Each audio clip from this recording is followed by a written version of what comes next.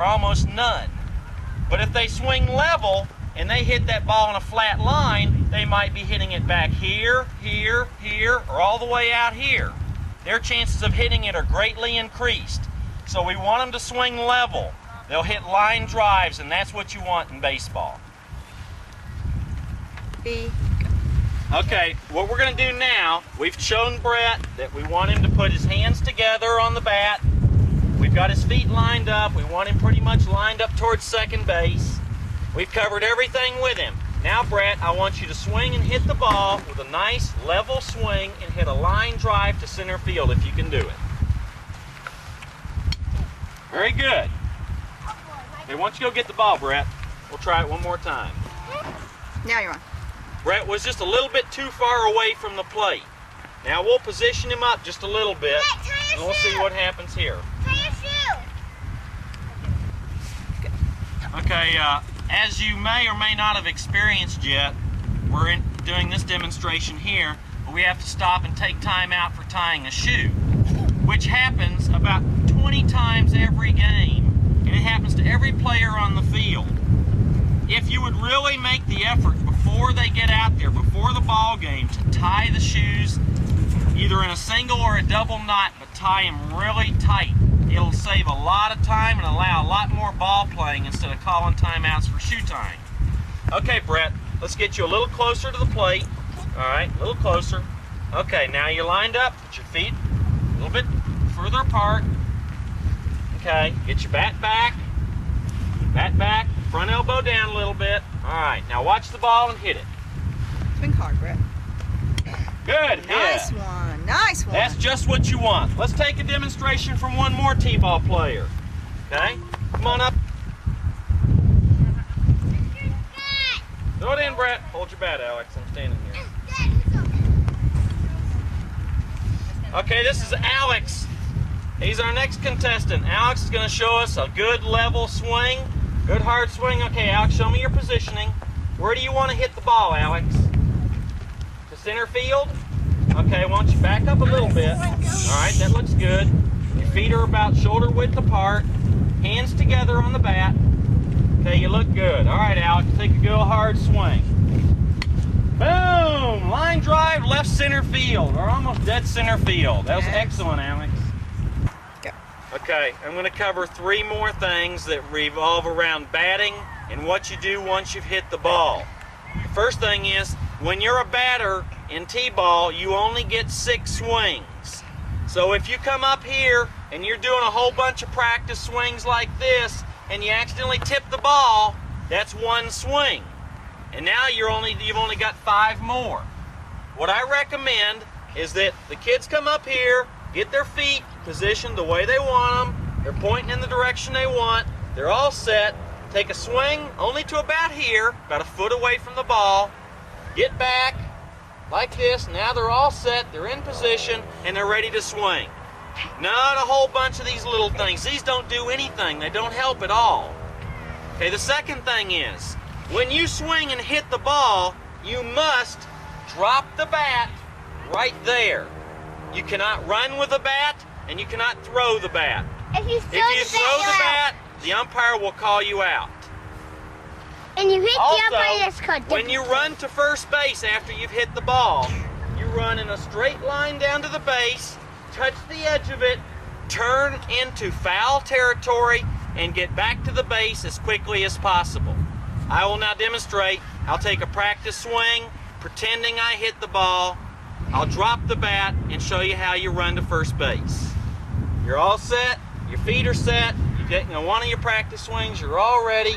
Now you swing, you hit the ball, drop the bat, run to first, turn foul, get back to the base, and you're all set. Go. Okay, Alex is going to do a quick demonstration here. He's going to show you how to take just one practice swing, not knocking the ball off. Then he's going to take his real swing. He's going to drop his bat. He's going to run as fast as he can all the way to first base and not slow down when he gets near the bag.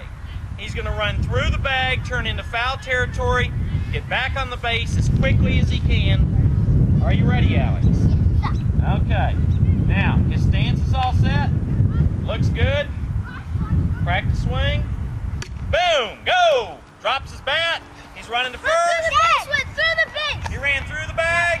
Get back to the bag. Good. Very good. Now what?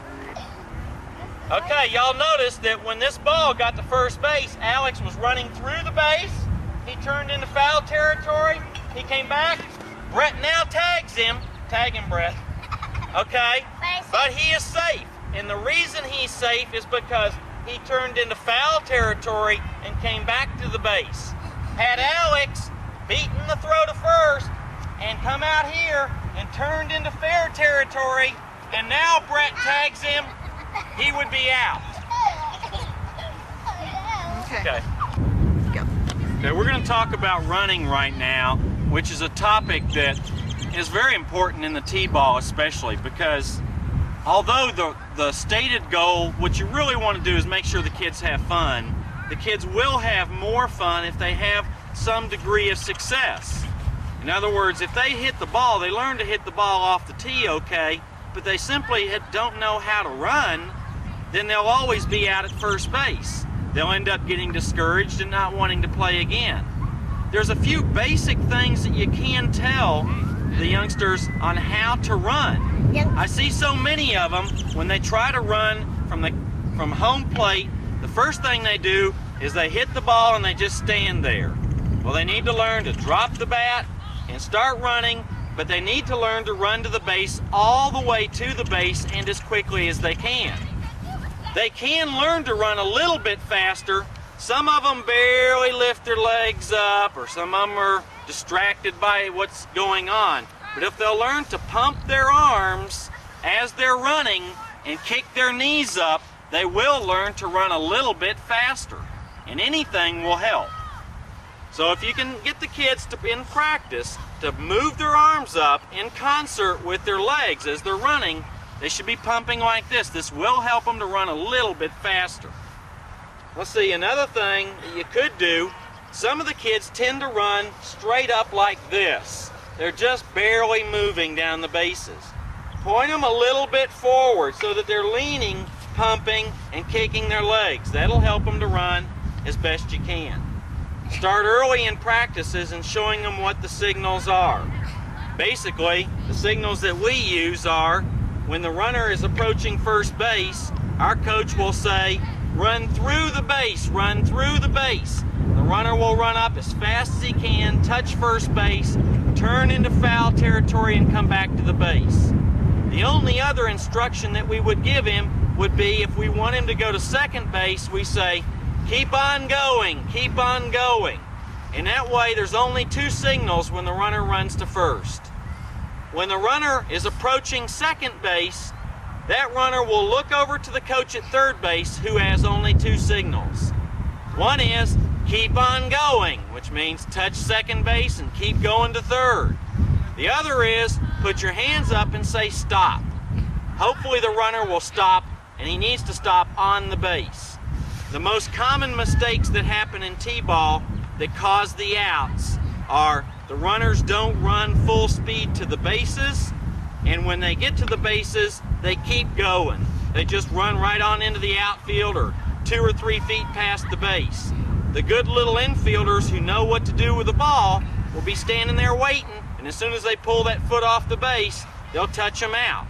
If the runners will just learn to run as fast as they can to the base and stop on that base, they'll be safe a lot more than they will be out. One other thing that's a major flaw for the kids at this level is when a pop fly is hit. When the pop fly's hit, some of these little fielders are going to catch these fly balls. And when they do, all chaos breaks loose, because all those runners have to go back. So on our team, we use a signal. We yell out a code word. When the runner hears that code word, he's supposed to immediately go back to the base without waiting to see what happens. And that avoids a lot of double and triple plays. So with that in mind, we'll now use a couple of our runners to demonstrate what they do when they see the signals and how they respond to the signals. And they will also show a good form of running that will give them the quickest speed that they can attain for their age. swing yet, Brett. All right. In this